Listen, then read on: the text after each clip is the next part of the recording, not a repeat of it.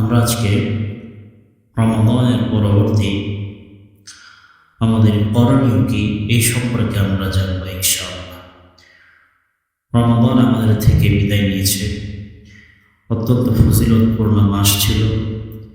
এই মাসে আমরা অনেকেই অনেক রকম আমল করেছি। রমাদান আসার পরে আমাদের মাঝে অনেক রকম পরিবর্তন দেখা দিয়েছিল। এই জন্য রমাদানের পরেও আমরা আমলগুলো কীভাবে ধরে রাখবো, কী কী করণীয় আমাদের আছে, এই সম্পর্কে আমরা আজকে জানবো ইনশাআল্লাহ। রমাদানের পরবর্তী আমাদের 9টি করণীয় থাকবে ইনশাআল্লাহ। এই 9টি করণীয় আমরা আমাদের জীবনে বাস্তবায়ন করব।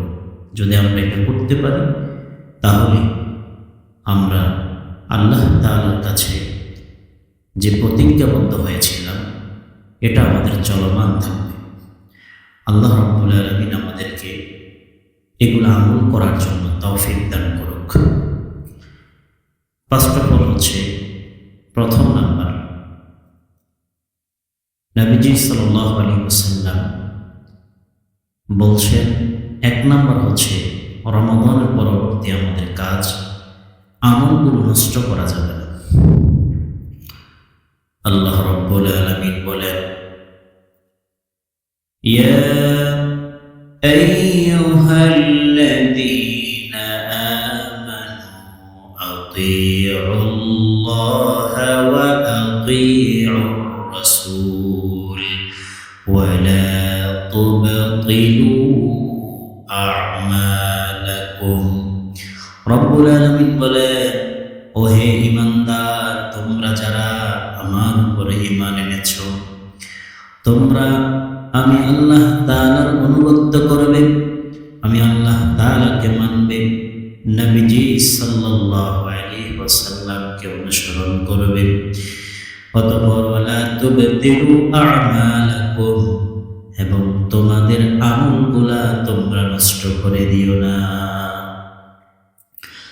আমলগুলো নষ্ট করা বলতে নবীজি সাল্লাল্লাহু আলাইহি ওয়াসাল্লাম এবং আল্লাহ তাআলা কি বুঝিয়েছেন, আল্লাহ রাব্বুল আলামিন কি বুঝিয়েছেন আমল নষ্ট করার দ্বারা। ধরেন আপনি রমাদান আসার পরে আপনি তাহাজ্জুদ নামাজ পড়েছেন, 5 ওয়াক্ত নামাজ পড়েছেন, তারাবির নামাজ পড়েছেন। রমাদান উপলক্ষে আপনি তাহাজ্জুদ নামাজ সহ জিকির সহ অনেক আমল আপনার দ্বারাই হয়েছে। আপনি জিকির করতেন, আপনি তারাবির নামাজ পড়তেন, আপনি অনেক আমল করেছেন। রমাদান যাওয়ার পরেও যেন ওই আমলগুলা নষ্ট না হয়, এই জন্য আল্লাহ তাআলা বলছেন, বান্দারে তোমরা তোমাদের আমলগুলো নষ্ট করে দিও না। আমলগুলো যেভাবে করেছো ঠিক সেভাবে আমল করতে থাকো, আমল নষ্ট করা যাবে না। 2 নাম্বার হচ্ছে, হেদায়েতের মোকাবেলায় ভ্রষ্টতাকে গ্রহণ করা যাবে না। রমাদান আসার পরে আমরা অনেকেই হেদায়েত পেয়েছি, আল্লাহ তাআলা আমাদেরকে হেদায়েত দান করেছেন, কারণ হেদায়েতের একচ্ছত্র মালিক, একমাত্র মালিক হচ্ছেন মহান রব।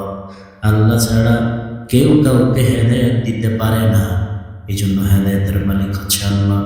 এই জন্য আল্লাহ রাব্বুল আলামিন একটা দোয়া শিক্ষা দিয়েছেন, রব্বানা ফাগফির লানা যুনুবানা ওয়া কাফির আন্না সাইয়্যাতিনা ওয়া তাওয়াফানা মা'আল আবরার। রব্বানা লা তুযিগ কুলুবানা বা'দা ইয হাদাইতানা وهب لنا من لدنك رحمة إنك أنت الوهاب। রব্বুল আলামিন বলছেন, আল্লাহ রব্বুল আলামিন আমাদেরকে হেদায়েত দেওয়ার পরে আমরা আল্লাহর কাছে দোয়া করি, আল্লাহ আপনি আমাদেরকে হেদায়েত দান করেছেন, আবার আমাদের অন্তরের ভিতরে হেদায়েত দেওয়ার পরে বক্রতা আপনি ঢেলে দিবেন না, হেদায়েত থেকে আমাদেরকে বঞ্চিত করবেন না। আপনি আমাদেরকে হেদায়েতের উপরে অটল থাকার তৌফিক দেন। এবং আল্লাহ বলেন, ইন্নাকা আনতাল ওয়াহ্হাব, ও বান্দা তোমরা আমার কাছে চাও, আমার মতো দেনেওয়ালা পৃথিবীতে আর কেউ হতে পারে না। 3 নাম্বার হচ্ছে শয়তান থেকে সতর্ক থাকা। শয়তান হচ্ছে আমাদের প্রকাশ্য শত্রু। শয়তানের কাজ হচ্ছে শুধু শয়তানি করবে, কারণ শয়তান কখনো মানুষের ভালো কাজে আসতে পারে না। তার নাম হচ্ছে শয়তান। এই শয়তান তার নামই হচ্ছে শয়তান। সে তো শুধু করবেই শয়তানি, শয়তানি ছাড়া আর কিছু করবে না। এই জন্য আল্লাহ তাআলা বললেন শয়তান থেকে সতর্ক থাকো, কারণ হাদিসের ভিতরে আছে রমাদান আসার পরে ওয়াসুলসিলাতিশ শায়াতিন, শয়তানগুলোকে তালা মেরে রাখা হয়েছিল, জেলখানায় বন্দী করে রাখা হয়েছিল। কিন্তু রমাদান যাওয়ার পরে আবার ওই শয়তানকে আল্লাহ তাআলা ছেড়ে দিয়েছেন। এই জন্য শয়তান আল্লাহর কাছে চ্যালেঞ্জ করছেন যে সুম্মা লাআতিয়ান্নাহুম মিন বাইনি আইদিহিম ওয়া আন আইমানিহিম ওয়া আন শামাইলিহিম ওয়া লা তাজিদু আকসারাহুম শাকিরিন। আল্লাহর কাছে চ্যালেঞ্জ করছেন, আল্লাহ আপনার বান্দাদেরকে আমি ডান দিক থেকে ধোঁকা দিব, বাম দিক থেকে ধোঁকা দিব, সামন দিক থেকে ধোঁকা দিব, চতুর্দিক থেকে ধোঁকা দিয়া আমি আপনার বান্দাদেরকে আমি গোমরাহ পথে নিয়ে যাব। একজন বান্দাকেও আপনার বান্দাকে আপনি কোনোদিন আপনার শুকরিয়া আদায় করবে এমন পাবেন না। আমি চেষ্টা করব তাকে ধ্বংস করে দেওয়ার জন্য, তাকে আমার পথে নিয়ে আসবো। এই জন্য শয়তানকে আমরা কখনো বন্ধু রূপে গ্রহণ করব না। আল্লাহ তাআলা শয়তানকে বন্ধু রূপে গ্রহণ না করার জন্য নির্দেশ দিয়েছেন। তাহলে আমরা শয়তান থেকে সতর্ক থাকব, এটা হচ্ছে 3 নাম্বার। 4 নাম্বার হচ্ছে নামাজ না ছাড়ার প্রতিজ্ঞা করা। রমাদান আসার পর অনেকে অনেক রকম নামাজ পড়েছে, আপনি নামাজ ছাড়েন নাই। 5 ওয়াক্ত নামাজ আপনি জামাতের সঙ্গে পড়েছে, রমাদান যাওয়ার পরেও নামাজ আপনি না ছাড়ার প্রতিজ্ঞা করা লাগবে। নামাজ আপনার দ্বারাই যেন না ছুটে যায়। রমাদান আমাদেরকে নামাজের শিক্ষা দিয়ে যায়। 5 নম্বর হচ্ছে কোরআন পরিত্যাগ না করা। এই কোরআন আমরা যেন পরিত্যাগ না করি। আমাদের মাঝে এমন মানুষ আছে, এমন পুরুষ আছে, এমন মহিলা আছে যে আমরা রমাদান আসার পরে নামাজ পড়লাম, রমাদান যাওয়ার পরে নামাজ ছেড়ে দিলাম, রমাদান আসার পরে কোরআন পড়লাম, রমাদান যাওয়ার পরে কোরআন যাকে পরিত্যাগ করলাম। কোরআন মাজিদের ভিতরে আছে যেই মানুষটা দুনিয়ায় থাকার পরে, যেই মানুষটা দুনিয়ায় থাকার সময় কোরআনটাকে পরিত্যাগ করলো, নবীজি বলেন কিয়ামতের ময়দানে আমি নবীজি ওই উম্মতকে পরিত্যাগ করে দেব। যে ব্যক্তি কোরআন পরিত্যাগ করবে, নবীজি বলছেন কিয়ামতের ময়দানে আমি তাকে পরিত্যাগ করে দেব, আমার উম্মত বলে তাকে পরিচয় দেব না। নাউযু বিল্লাহ। নবীজি সাল্লাল্লাহু আলাইহি ওয়াসাল্লাম যদি কিয়ামতের মাঠে তার উম্মতকে যদি উম্মত বলে পরিচয় না দেয়, আমাদের উপায়টা কি হবে? কারণ সেদিন একমাত্র একজনের হাতে আল্লাহ তাআলা সুপারিশ করার দায়িত্ব দিবেন, তিনি হচ্ছেন মুহাম্মদ সাল্লাল্লাহু আলাইহি ওয়াসাল্লাম। তাহলে আমরা শিখলাম 5 নাম্বার কোরআন না ছাড়ার প্রতিজ্ঞা করা, কোরআন তেলাওয়াত এটা জারি রাখা, অন্তত পক্ষে 5, 6, 10, 20 আয়াত হলে অন্তত পক্ষে দৈনিক তেলাওয়াত করা। 5 নাম্বার গেল। 6 নাম্বার হচ্ছে বেশি বেশি আল্লাহর জিকির করা। রব্বুল আলামিন কোরআন মাজিদের ভিতরে বলছেন যিকরান কাসীরা, তোমরা জিকির করো কম না বেশি বেশি। যিকরান কাসীরা, তোমরা বেশি বেশি আমার জিকির করো।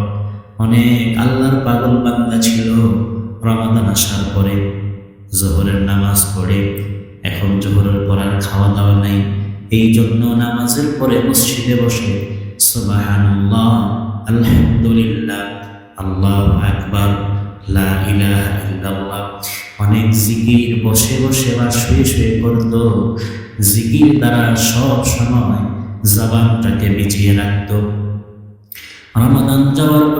বলছেন তোমরা জিকিরটাকে তোমাদের মুখ থেকে সরাবে না। জিকির মানে আল্লাহর স্মরণ, এই জন্য সব সময় স্মরণ করতে হবে আল্লাহকে। জিকির বেশি বেশি করো। জিকির যদি করো তার মানে আমরা জিকিরের মাধ্যমে আল্লাহকে ডাকি। আল্লাহ বলে বান্দা আমাকে যদি স্মরণ করো তো ইয়াস্তাজিব লাকুম, তোমরা যদি আমাকে স্মরণ করো আমি আল্লাহ রব্বুল আলামিন তোমাদেরকে স্মরণ করব। সুবহানাল্লাহ। আমরা যদি আল্লাহকে স্মরণ করি আল্লাহ তাআলা আমাদেরকে স্মরণ করবেন। তাহলে বেশি বেশি জিকির করা। জিকির করতে এটা কোনো ওয়াক্তের প্রয়োজন হয় না, সময়ের প্রয়োজন হয় না। যোহর নামাজ পড়তে সময় আছে, আসর পড়তে একটা সময় আছে, মাগরিবের সময় আছে, ফজরের সময় আছে, ওয়াক্তের বাহিরে পড়লে হবে না।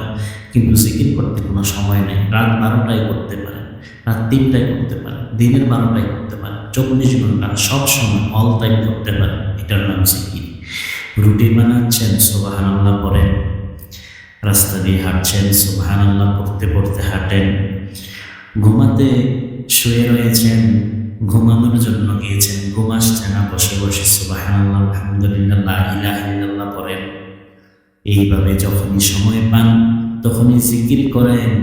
এই জিকিরের মাধ্যমে জবানটাকে ভিজিয়ে রাখে।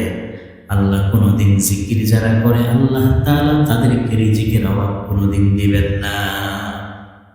কষ্ট কি জিনিস তারা বুঝবেন জিকির যারা করে। 6 নম্বর গেল। 7 নম্বর হচ্ছে সত্যবাদীদের সংস্রব অবলম্বন করা। ইয়া আইয়ুহাল্লাযীনা আমানু তাকুল্লাহা ওয়া কুনু মা'আস সাদিকিন। রব্বুল আলামিন বলেন, ঈমানদারগণ তোমরা যারা ঈমান এনেছো তোমরা আমাকে ভয় করো, ভয় করার পরে তোমরা সত্যবাদীদের অন্তর্ভুক্ত হয়ে যাও। সত্যবাদীদের অন্তর্ভুক্ত হয়ে যেতে হবে, যারা সত্য কথা বলে। প্রয়োজন হলে সত্য কথা বলে ফাঁসির মঞ্চে যাবে, তারপরে সত্যের পথ থেকে চূড়ো আমরা লড়ব না। সবসময় সত্য কথা বলবো, সত্যের